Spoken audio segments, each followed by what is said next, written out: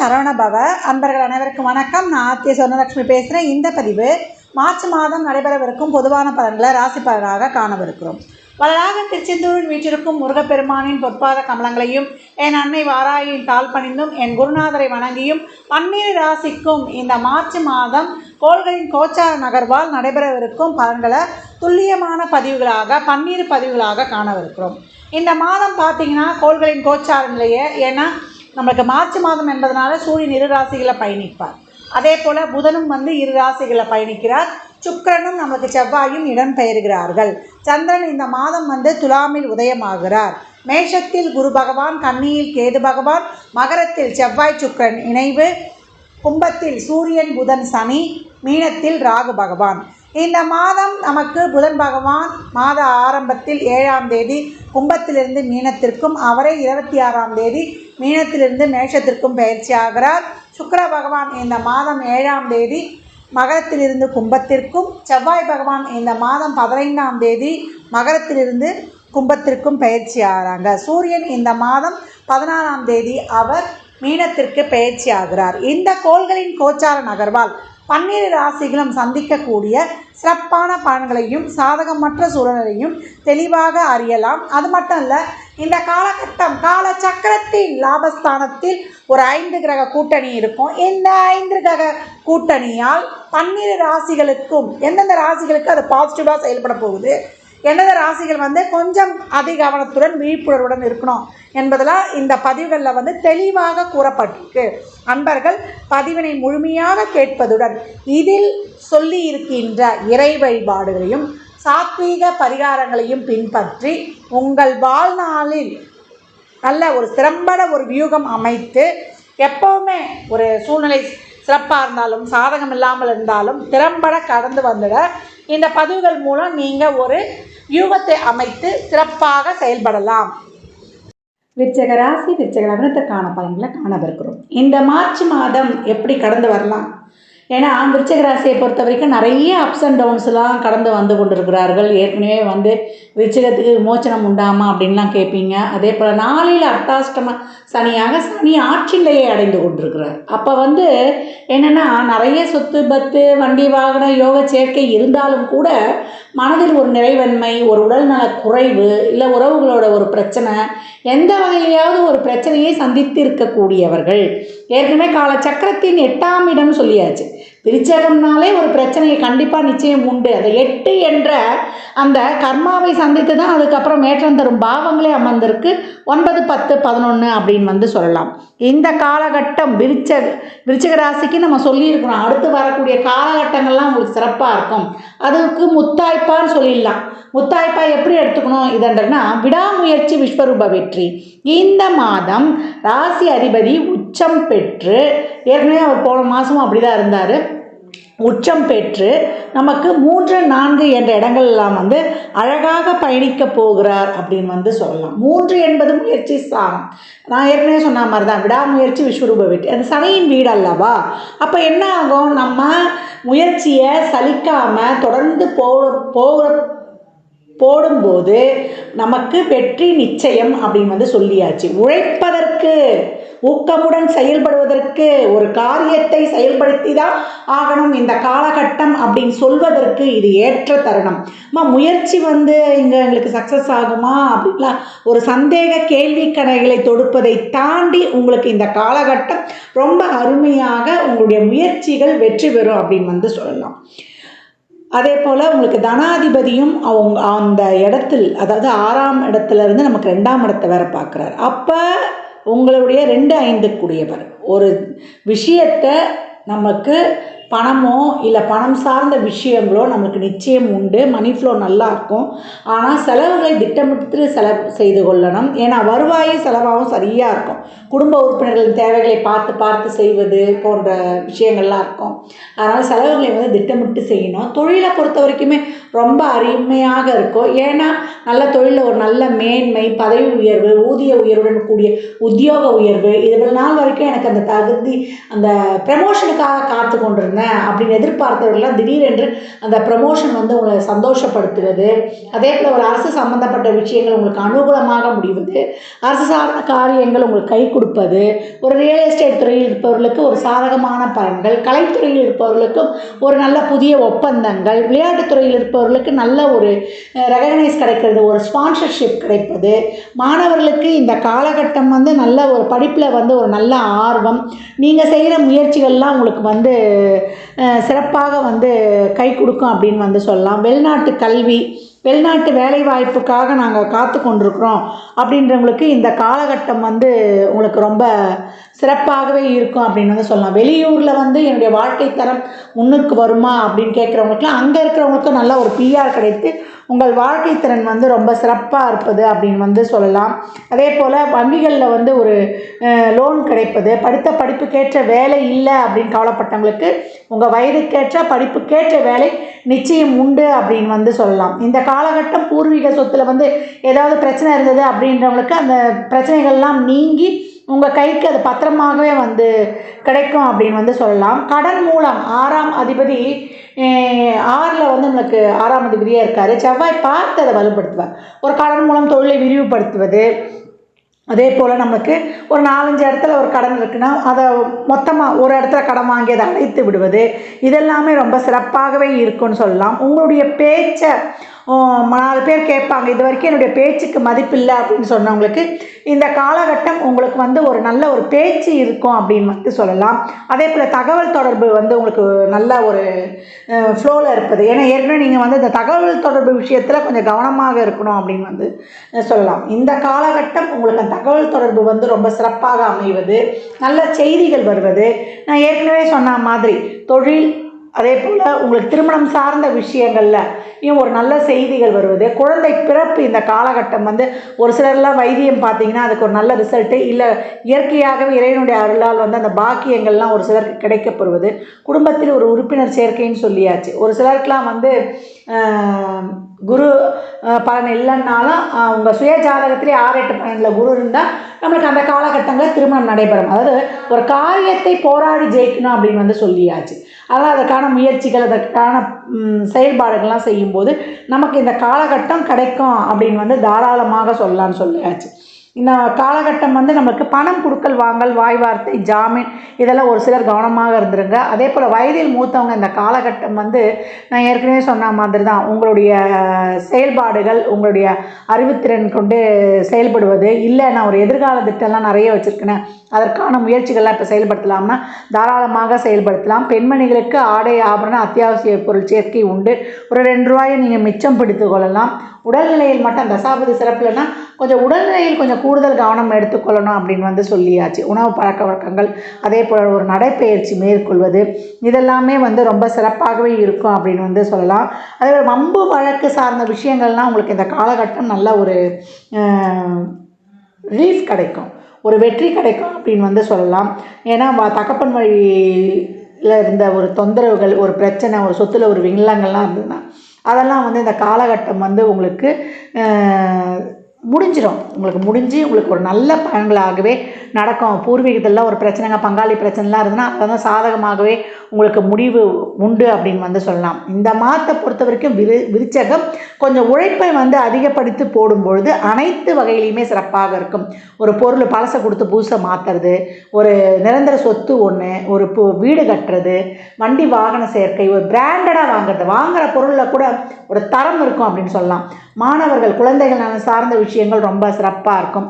கூட்டு தொழிலில் இந்த அந்த பிரச்சனைகள்லாம் ஒரு சிலர் வந்து அதை உணர்ந்து அதை எப்படி சரி பண்ணணுமோ அந்த மாதிரி தங்களுடைய பேச்சாற்றல் மூலம் லாபகமாக பேசி சரி செய்து கொள்வது அப்படின்னு வந்து சொல்லலாம்.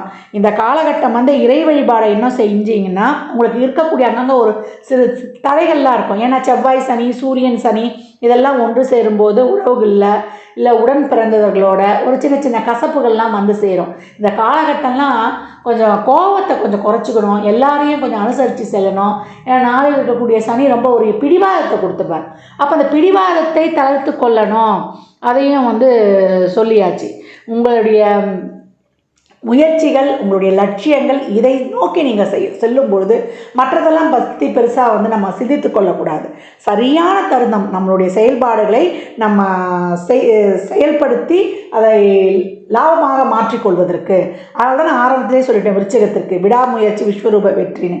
இந்த காலகட்டம் அனைவருக்குமே தொழில் இல்லை என்றால் தொழில், ஒரு நல்ல ஒரு மணி ஃப்ளோ, அதை வந்து ஒரு சுலப விரயமாக ஆக்கிக்கொள்வது, அதை வந்து ஒரு திட்டம் போட்டு செலவு பண்ணுவது, பிரயாணங்களை வந்து அவசியம் இருந்தால் மட்டும் இரவு நேர பிரயாணங்கள் செய்து கொள்ளணும், இல்லைனா தவிர்க்கணும். இல்லை வண்டியில் வந்து ஒரு ஸ்கிட்டாய் சிராப்பு காயம், இல்லை ஏதாவது ஒரு அடிப்படுவது, இதெல்லாம் ஏற்படும். அதுலேயும் கொஞ்சம் உணவு பழக்க வழக்கத்துலேயும் உடல் ஆரோக்கியத்துலேயும் கொஞ்சம் நம்ம அந்த என்ன சொல்கிறதுன்னா தூய்மை, ஒரு சுத்தம் வந்து எல்லாத்துலேயுமே இருக்கணும். ஒரு தண்ணியில், ஒரு உணவில், இதெல்லாம் வந்து நம்ம ஒரு ஹைஜீனிக்காக வச்சுக்கும் போது நம்மளுக்கு வந்து அது சிறப்பாக இருக்கும். இல்லைனா ஒரு சிலருக்குலாம் வந்து ரொம்ப வயதானவங்களுக்குலாம் இந்த சம்மந்தப்பட்ட சுவாச கோளாறு, இருதய சம்மந்தப்பட்ட பிரச்சனை, சளி தொந்தரவு, இதெல்லாம் ஒரு சிலருக்கு வரக்கூடும். ஏன்னா இதே விருச்சகத்தில் நட்சத்திரம்லாம் பிறந்திருந்தீங்க, இப்போ கேட்டை நட்சத்திரமாகவே இருந்ததுன்னா அந்த மாதிரியான பாதிப்புகள் வருவதற்கு வாய்ப்பு அதிகம் அப்படின்னு வந்து சொல்லியாச்சு. ஒரு சிலருக்கு வந்து எதிரிகளே நண்பர்களாக, இவங்களை இவ்வளோ நாள் எதிரியாக நினச்சோம், இவங்க நம்மளுக்கு நல்லது செய்வாங்கன்னு தெரியாமல் போச்சு அப்படின்னு உணரக்கூடிய காலகட்டமும் இருக்கும். அதுக்கெல்லாம் பொறுமையாக இருங்க. நீங்கள் யாரும் நிரூபிக்க வேண்டிய அவசியம் கிடையாது. ஒன்றே தெரிஞ்சுக்கோங்க, ஒரு இக்கட்டான சூழ்நிலையில் நம்ம நல்லதாகவே பேசுவோம், நம்ம நல்லதாகவே செய்வோம். எதிரால் பார்க்குவதற்கு நம்மளுடைய சூழ்நிலையும் காலமும் தான் நம்ம நல்லவராக கெட்டவராக காட்டுவது. அப்போ உங்கள் மனசாட்சிக்கு நீங்கள் விரோதமாக நீங்கள் நடக்கணும்னா தைரியமாக இருங்க. நமக்கான சரியான நேரம் வரும்பொழுது அதை எல்லாமே அந்த உண்மைக்கு வந்து புலப்படுவது லேட் ஆகும். பொய்மைக்கு ஆயில் கம்மின்னு சொல்லலாம். ஏன்னா விஷம் சாப்பிட்டவுடனே உயிர் போயிடும், ஆனால் மருந்து வந்து லேட்டாக தானே வேலை செய்யும். இதுதான் அந்த தாற்பயம். அதனால் விருச்சிக ராசிக்கு இந்த காலகட்டம் இறை வழிபாடு செய்யும்பொழுது, அதாவது முருகனுடைய வழிபாடு, வள்ளி தெய்வ யானையுடன் இருக்கக்கூடிய முருகன், அதே போல் சிவ வழிபாடும் செய்யும்பொழுது உங்களுக்கு இருக்கக்கூடிய மனக்குழப்பங்கள், நம்ம செய்யறது சரியா தப்பா, இப்படியே ஒரு குழப்பம் ஓடும். குழந்தைகளான சார்ந்த விஷயங்கள், இது வரைக்கும் குழந்தைக்கு உடம்பு சரியில்லை, மனைவிக்கு உடம்பு சரியில்லை, எனக்கு உடம்பு சரியில்லை அப்படின்றது, இல்லை உறவுகளால் பிரச்சனை, இல்லை கடன் பிரச்சனை, ஏதாவது ஒரு வகையில் ஒரு பிரச்சனை நாலா பக்கம் இருந்து தாக்குவதற்கு காத்து கொண்டே இருக்கும். அந்த மாதிரி இருக்கிற பிரச்சனை நல்லாவே போய்கிட்டு இருந்தால் கூட ஒரு மன அழுத்தம், ஒரு மன ப்ரெஷர் இருக்கும் அப்படின்னு சொல்லியாச்சு. இந்த காலகட்டம் கோபம் அதிகமாக வரும்னு ஏற்கனவே சொல்லிட்டேன். வாய் வார்த்தைகளில் கவனமாக இருந்துருங்க. ஒரு சொல் வெல்லும், ஒரு சொல் கொல்லும். வார்த்தை தான். எடு அப்படின்றத விட எடுப்பா அப்படின்னு சொல்லுவோம் இல்லையா, அதுதான் வித்தியாசம். அந்த மாதிரி இருக்கும்போது திருவள்ளுவரே சொல்லியிருக்கிறார், கனி இருக்க காய் கவர்ந்தற்று அப்படின்னு. அப்போ கனிவாக பேசுங்க. கனிவாக பேசும்போது எதையும் சாதித்து கொள்ளலாம். நடிக்க வேணாம். இயல்பாகவே சாதாரணமாகவே நம்மளுடைய என்ன சொல்கிறது, கோபத்தை குறைத்தாலே அங்கே கனிவு வந்துடும். அதுக்கு தான் என்ன பண்ணோம், ஏற்கனவே ஸ்பைஸியாக சாப்பிட விரும்பக்கூடியவர்கள் விருச்சிக ராசிக்காரர் கொஞ்சம் காரத்தை குறைச்சி கொஞ்சம் உப்பையும் தாராளமாக குறைச்சிக்கலாம். அந்த மாதிரி சாப்பிட்டு பாருங்களேன். ஏன்னா விரத நாட்கள்லாம் நம்ம ரொம்ப மைல்டாக தானே சாப்பிடுவோம். அப்போல்லாம் அந்த கோபமே வராது. அது வித்தியாசத்தை உணரலாம் நம்ம. அதுதான் உணவுமே நம்மளுடைய மன அழுத்தத்திற்கும் நம்முடைய கோபத்திற்குமே காரணம் அப்படின்னு வந்து சொல்லியாச்சு. நிறைய நான்வெஜ் பிரியர்களாக இருப்பார்கள் இந்த விருச்சிகராசி. இந்த காலகட்டம் உங்களுக்கு ரொம்ப பலன்கள் ஃப்ளோவாக நடக்குமா, கொஞ்சம் அப்படியே தடைப்பட்டு அப்படியே அப்புறம் அப்படி நடக்குமா அப்படிங்கும்போது கொஞ்சம் தடை வந்து பிரேக் ஆகி அப்படியே வேகமாக போகாமல் கொஞ்சம் தடைகள் இருக்குது. அந்த தடைகளை நீக்குவதற்கு தான் திரும்ப நம்ம ஊக்கமுடன் போடணும் உழைப்பை. ஏன்னா சனி சூரியன், சனி செவ்வாய், அப்போ அதிகப்படியான உழைப்பு தேவை அப்படின்னு சொல்லிட்டு உங்களை ஃபுல்லாக வந்து எங்கேஜாக வச்சுக்கோங்க. ஷிஃப்ட்டு போட்டுருங்க. அதாவது உங்களுக்கு ஒரு சார்ட்டே போட்டுருங்க. காலைல எழுந்தோமா, நம்மளுடைய வேலை நேரம் இதுவாக 12 மணி நேரமா, 8 மணி நேரமா, 9 மணி நேரமா, காலைல நம்மளுடைய டே டு டே லைஃப்பை வந்து சார்ட்டு போட்டு டைம் ஃபிக்ஸ் பண்ணி வேலை செய்யும்பொழுது சிறப்பாக இருக்கும். நம்முடைய வாழ்க்கையின் முன்னேற்றமும் நம்மளுடைய திட்டங்களும் நம்மளுடைய என்ன சொல்கிறது, ஒரு முன்னேற்றத்திற்கான பாதையும் அப்படின்னு சொல்லலாம். நிறைய நம்ம செவி கொடுத்து கேட்போம், ஆனால் எதை ஃபாலோ பண்ணுறன்றது நம்மக்கிட்ட தான் இருக்குது. ஒரு இன்வால்மெண்ட்டோட அதை எடுத்துகிட்டு வரணும். அந்த மனம் போய் அங்கே லயிக்காது. அதுக்காக தான் இறை வழிபாடு அவசியம். தீபமேற்றி வழிபடும் பொழுது, தீபம் எவ்வளோக்கு எவ்வளோ போட்டு நீங்கள் வழிபடுகின்றீர்களோ அவ்வளோக்கு அவ்வளோ அதுதான் இறைவனுக்கு நம்ம படைக்கக்கூடிய உணவே அப்படின்னு சொல்லலாம். அந்த தீப வழிபாடு உங்களை வந்து ரொம்ப சிறப்பாக வாழ வைக்கும் அப்படின்னு சொல்லலாம். கோயில்களில் விளக்கேற்ற எண்ணெய் வாங்கி கொடுங்க, இல்லை உங்கள் இல்லங்கள்லேயே தீபம் ஏற்றுங்க. ஏற்ற சுத்தமான பசுனையில் ஒரு தீபம் ஏற்றினா கூட போதும், இல்லை செக்கில் ஆட்ட நல்லெண்ணெயில் ஒரு தீபம் ஏற்றினா கூட போதும். ரொம்ப அருமையாக இருக்கும். ஏற்கனவே நான் உங்களுக்கு இந்த பஞ்ச கவசங்கள்லாம் சொல்லியிருப்பேன். சஷ்டி கவசம், கோளறுப்பதிகம், அனுமன் சாலிசா, சுப்பிரமணிய புஜங்கம், விநாயகரின் காரிய சித்தி மாலை. நல்லா அப்படியே இந்த பஞ்ச கவசங்கள் உங்களுக்கு என்ன சொல்கிறது, உங்களுக்கு பிரம்மாஸ்திரம் மாதிரி. அதை ஓட விட்டு கேட்கும்போது, அதை செவி வழியாக நீங்கள் உணரும்பொழுது அவ்வளோ அருமையாக இருக்கும் அப்படின்னு சொல்லலாம். இந்த பலன்கள்லாம் கோள்களின் கோச்சார நகர்வை வைத்து சொல்லப்பட்டிருக்கு. உங்கள் சுய ஜாதகத்தில் இப்போ என்ன தசாபுதி நடக்குது, அது எதற்காக உங்களுக்கு ஊக்கப்படுத்துது, திருமணம், குழந்தை பாக்கியத்திற்கா, இல்லை பொருளாதார முன்னேற்றத்திற்கா என்பதெல்லாம் உங்கள் சுய ஜாதகத்தை ஆய்வு செய்வது மூலம் மட்டும்தான் நாம் தெளிவாக அறிந்து கொள்ள முடியும். சாத்வீக பரிகாரமாக ஏழை எளியவருக்கு வறியவருக்கு உங்களால் முயன்ற உதவிகளை தாராளமாக செய்யுங்க. எவ்வளோக்கு எவ்வளோ அன்னதானம் கொடுக்குறோமோ, வஸ்திரதானம் கொடுக்கலாம். இனிமேல் வரப்போகிறதுலாம் வெயில் காலம்தான். நீர்மோர் கொடுக்கலாம், என்ன தண்ணீர் பந்தல் வைக்கலாம். எவ்வளோக்கு எவ்வளோ கொடுக்குறீங்களோ உங்களுடைய பூர்வ புண்ணியம் ஆக்டிவேஷன் ஆகிடும். அப்போ நம்ம 5ஆம் இடமே நம்ம செய்த பாவ புண்ணியங்களுக்கு ஏற்றது தான். அப்போ நம்ம கர்மாவின் அளவை குறைத்து புண்ணியத்தை கூட்டிக் கொள்ளலாம். இந்த மாதம் 12 ராசிக்காரர்களும் வழிபடக்கூடிய சிறப்பான வழிபாடுகள் 2 வழிபாடுகள் இருக்குது. ஒன்று மகா சிவராத்திரி, 2வது பங்குனி உத்திரம். இந்த 2 நாட்களில் முதல்ல வரக்கூடியது மகா சிவராத்திரி. அது மார்ச் 8ஆம் தேதி வெள்ளிக்கிழமை, மாசி 25. இந்த மகா சிவராத்திரி அன்று நம்ம சிவபெருமானை வழிபடுவதுடன் நம்முடைய குலதெய்வ கோயிலுக்கு சென்று வழிபடும் பொழுது நம்ம குலத்தை வாழ வைக்கும். குலதெய்வம்னு சொல்லும்பொழுது 2 குலதெய்வத்தை வழங்கணும். என்னம்மா 2 குலதெய்வம் அப்படின்னு கேட்குறவங்களுக்கு, தாயுடைய குலதெய்வத்தையும் தந்தையுடைய குலதெய்வத்தையும் வணங்கணும். நம்ம பெரும்பாலும் தந்தையுடைய குலதெய்வத்தை தான் வணங்குவோம். தாய் வழி குலதெய்வத்தையும் வணங்கணும். தாய் வழி குலதெய்வம் நம்மளுக்கு சிறப்பான சுப நிகழ்ச்சிகள் எல்லாம் நடத்தி கொடுக்கும். அதில் இருக்கக்கூடிய தடைகளை நீக்கி கொடுக்கும். தந்தை வழி குலதெய்வம் நம்முடைய குலத்தை வாழ வைக்கும் அப்படின்னு சொல்லலாம். அதே போல் பங்குனி உத்திரம் 25ஆம் தேதி திங்கட்கிழமை அன்னைக்கு வருது.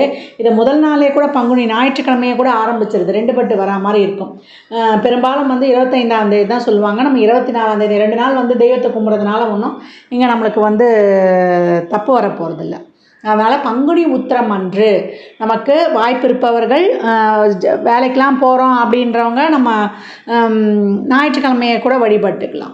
அதே போல் பங்குனி உத்திரம் அன்று நம்ம முருகர் வழிபாடு பண்ணுவது ரொம்ப சிறப்பு.